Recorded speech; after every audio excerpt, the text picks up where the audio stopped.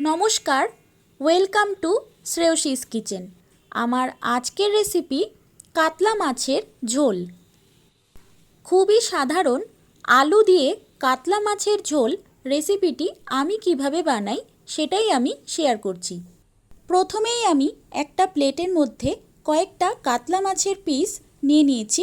এবারে এগুলোকে হলুদ আর নুন দিয়ে মাখিয়ে কিছুক্ষণের জন্য রেখে দিচ্ছি। কিছুক্ষণ এইভাবে মাখিয়ে রেখে দিলে মাছের মধ্যে নুনটা খুব ভালোভাবে ঢুকে যায়। আর ওইদিকে আলুগুলোকে এই রকম লম্বা লম্বা করে কেটে নিয়েছি। এদিকে পেঁয়াজ কুচি, আদা, কাঁচা লঙ্কা আর টমেটো কেটে নিয়েছি। কড়াইতে দিয়ে দিচ্ছি সর্ষের তেল। সর্ষের তেল খুব ভালোভাবে গরম করে নিতে হবে। এবারে খুন্তি দিয়ে মাছের পিসগুলো তেলের মধ্যে ছেড়ে দিচ্ছি। এতে হাতে তেল ছিটে আসার সম্ভাবনা কম থাকে। মাছগুলোকে খুব বেশি কড়া করে ভাজার দরকার নেই, হালকা লাল লাল করে ভেজে নিলেই হয়ে যাবে। এক এক করে সবগুলো মাছকেই তেলের মধ্যে ছেড়ে দিয়েছি। এবারে একটা পাশ ভাজা হয়ে গেলে আরেকটা পাশ ভাজার জন্য মাছগুলোকে উল্টে দিচ্ছি। দুপাশটাই খুব ভালো মতো ভাজা হয়ে গেলে মাছগুলোকে এখন আমি একটা প্লেটের মধ্যে উঠিয়ে রেখে দিচ্ছি। এক এক করে সবগুলো মাছকেই প্লেটের মধ্যে উঠিয়ে নিচ্ছি। এখন এই কড়াইতেই আরেকটু সর্ষের তেল দিয়ে ফোড়নে দিচ্ছি গোটা জিরে।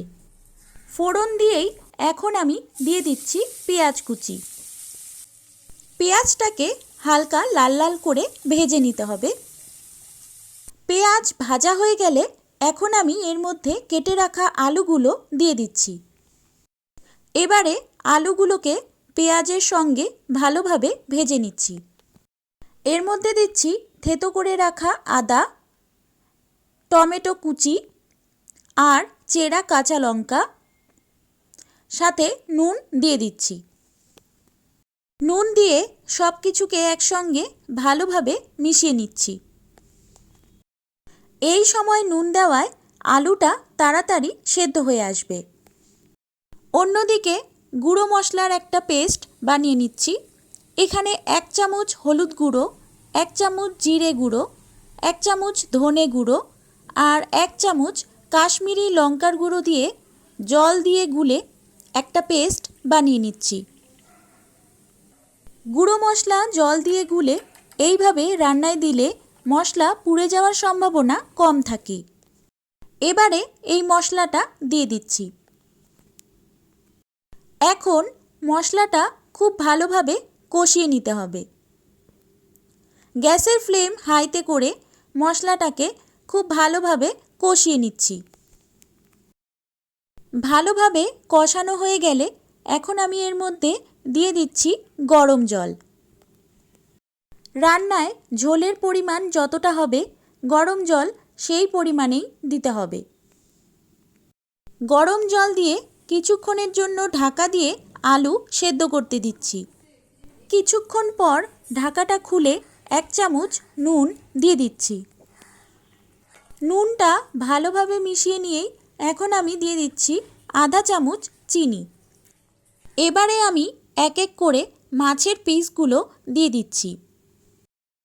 সবগুলো মাছের পিস দেওয়া হয়ে গেলে কিছুক্ষণের জন্য আবারও আমি ঢাকা দিয়ে রেখে দিচ্ছি।